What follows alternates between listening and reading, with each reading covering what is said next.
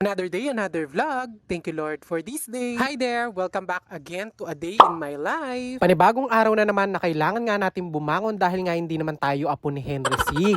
Pagkagising ko nga, agad ko na nga chinek kung nakapagsaing na nga sila at pagkatapos nga nun, nagtimpla na nga din pala ako ng kape. Ngayong araw nga pala na to, maghahanap buhay ako. Kaya naman sigurado, magiging busy ako ngayon. Araw-araw nga din pinapanalangin ko na sana yumaman ako. Kaya naman, kung payayamanin din naman ako ni Lord sa future, babali na muna ako ng 10 million. Ayrugo, makanano ba naman kasi Aldoldo ating mag-message ka na ako ating manyad pang gatas, ating manyad pang diaper. Diyos ko, bala mo naman mo, kaya beyo kanyang gewayo rin. Charis! Ayrugo, sigurado mayroong magsasabi niyan, hindi na nga ako nagbigay kung ano-ano pa yung mga pinagsasabi ko. Sa totoo lang, meron din naman tayong mga natutulungan pero syempre hindi naman lahat matutulungan natin. Hindi ko na nga din pinopost dahil alam nyo naman kapag nagpost ka ng ganyan, dudumugin ka. O tarugo, balada makwalta ako. Charis. Tsaka syempre, bago ang lahat, unahin ko na munang tulungan yung pamilya ko bago yung ibang tao, di ba? Anyway, dahil nga hindi naman tayo makakapagluto ngayong araw, ininit ko na nga lang yung ulam na galing dun sa fiesta. Masarap nga akong ulamin yung pansit at tsaka yung menudo, kaya naman yan na lang yung napili ko. Nagsantok na nga din pala ako ng konting kanin, as in konti lang. Charis. Diyos ko, minsan talaga niloloko ko na lang yung sarili ko. Yung konti na yan, 5 beses yan. At syempre, shoutout sa mga nag-uulam ng pansit dyan. O, diba? Di tayo rich kid kaya pwede tayo mag-ulam ng pansit. Charis, sabi nga yung pansit nga daw pampahaba ng buhay. Diyos ko, sa dalas kong kumain ng pansit, baka sobra-sobra na yung buhay ko. Targusimbot kepa yung biyeda rin pusa. Konting-konti lang talaga yung kakainin ko ngayong umaga. Pero dahil nag-ulam ako ng pansit, napadami na rigo. So heto na nga, pagkatapos ko nga kumain, nagpahinga lang ako saglit at naligo na din. At heto, pine-prepare ko na nga yung mga gagamitin ko sa paggayak. Kada nga naggagayak ako, akala nila naglalayas ako sa dami ng dinadala ko.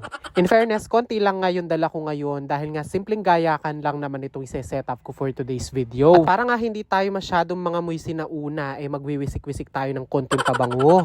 Hindi nga kami magkasabay pumunta ni Cherry Pie dito sa bahay kung saan kami magse-set up dahil galing pa nga siya ng apalit ng mga oras na yan. Pagkadating nga namin dito sa loob, agad ko na nga chinek kung saan nga kami pwede mag-setup ng buffet. Tinatansya ko nga ng mga oras na to kung kakasya nga dito yung mga backdrop na pinagkakapitan nga ng tela. Sinubukan nga namin ilagay dun sa terrace pero hindi nga nagkasya dahil nga medyo malaki itong mga backdrop. Kaya naman napagkasunduan na lang na dito na lang namin ilagay dito sa may malapit sa kusina. Ay rugoy nga chiyu, mamuat ng backdrop kaya makunan kanyan. Charis.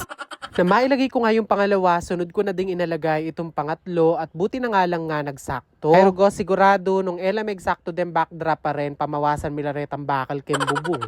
Nang may safety ko na nga yung mga backdrop, agad ko na nga ito nilagyan ng tela. Diyos ko, ng mga oras na humihingal na ako sa pagbuhat lang ng backdrop, talagang hirap na hirap ako ng kabayo. Feeling ko sali na ako na naman buy one take one na matris kanini kenchang tela pa nga lang at backdrop pa lang yung nalalagay namin. Heto, pinaglabas na kami ng merienda. Meron nga ditong maha blanca, tinapay, meron pang gulaman. Tapos, meron nga din pala ditong tamtax, pang diet daw to sabi ni Cherry Pie. Bali, pinagpalaman na nga lang pala ako ng tinapay ni Cherry Pie. Tapos, ayan, siya nagpapalaman din na sa kanya. Fast forward, pagkatapos nga namin magmerienda, heto, nagsimula na din magpalobo si Cherry Pie. At habang ang ginagawa niya yung mga lobo, ako naman, naglalagay na nga ako dito sa may backdrop. Sobrang simpleng setup lang naman yung request ni client, kaya konting lobo lang naman yung mga gagamitin natin ngayon. Ergo, habang nagse-setup kami, naghahapunan na nga sila at inaaya na nga kami. At sabi namin, busog pa kami doon sa minerienda namin kanina. Habang sila nga kumakain doon sa labas, ito namang isa nasa loob, inaayos nga yung mga pabitin. Tinanong ko nga siya kung bakit di siya kumakain. Diyos ko, naka-diet daw.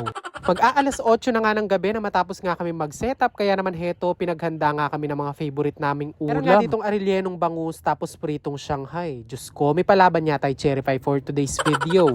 Kay Rugo, hindi ko may kakaila. Pareho namin favorite kasi yung Shanghai. Kaya naman po, kung sakaling walang matira dito sa plato na to, alam nyo na naubos lahat ni Cherry Pie. Charis! Kaarte mo sa camera, Kala mo talagang maganda ka. Gusto mo ako nagtatala. Alam nyo ba, habang kumakain nga kami, halos wala na nga kaming kibuan dahil nga napakasarap ng Shanghai. Kaya naman po dun sa gumawa na Shanghai, baka naman may pa-Sharon dyan.